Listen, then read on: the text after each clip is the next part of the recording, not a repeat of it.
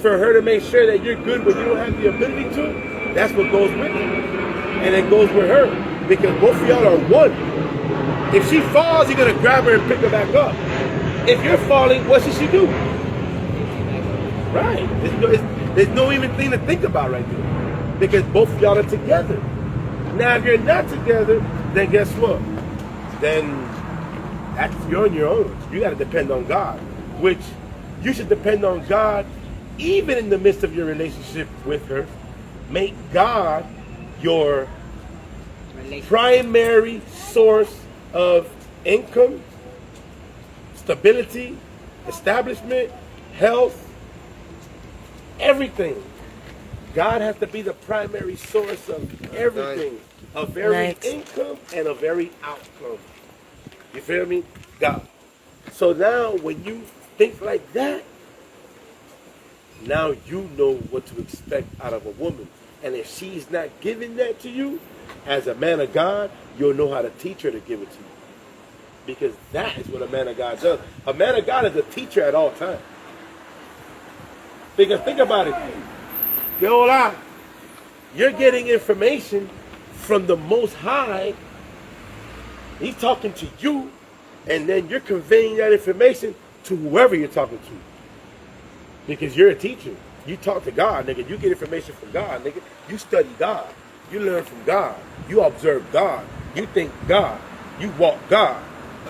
So therefore, when people see you, they see God, nigga. And not that they see God because of, oh, you're going to talk and it's going to be a light show. No. When you speak, they're going to know that God is within you because the words you're projecting are words of wisdom. Words of great, vast understanding. You feel me? So they're going to see your projection as a person that's talking with confidence and knowing where he's getting his information from. You're getting your information from God because your resource, your fountain of information, living waters, is God. The living water is the word that you hear, which causes you to stand up, to be edified. It's living water. It fills you for real, for real. It strengthens you. It builds you up. And it draws you close to God. Because it's living. See? So now, when you're walking in the course of God, that's not saying that your girl doesn't have the potential to be like her or even be better than her. But you as a man of God, you gotta be the one to teach your girl to walk like that. Women do not know how to walk as women, bro. The man is the one that teaches everything to everybody. The man teaches other men how to be men. The men teach women how to be women. Because remember, a woman is a part of you. You're not part of a woman. There's nothing about you that came from a woman. Nothing. But now if you look at her, everything that she's made of came from you. She was made from a rib, of a man rib. Remember, God put Adam to sleep, and he made the woman out of his rib. See? So therefore, you got to teach her how to walk like the woman, because being a woman, she's still in the spirit of a man, masculine. Because she's a man. She's made from man. But made from man to be a woman to help you as a helper. You're the carpenter, that's your hammer. She goes everywhere you go. Why? That's the primary tool that men use in life to progress.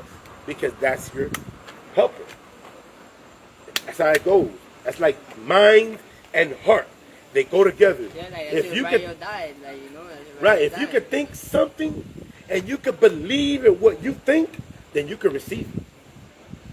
But if you can think it and doubt that it can happen, you're not going to get a fuck thing. Don't expect nothing from God.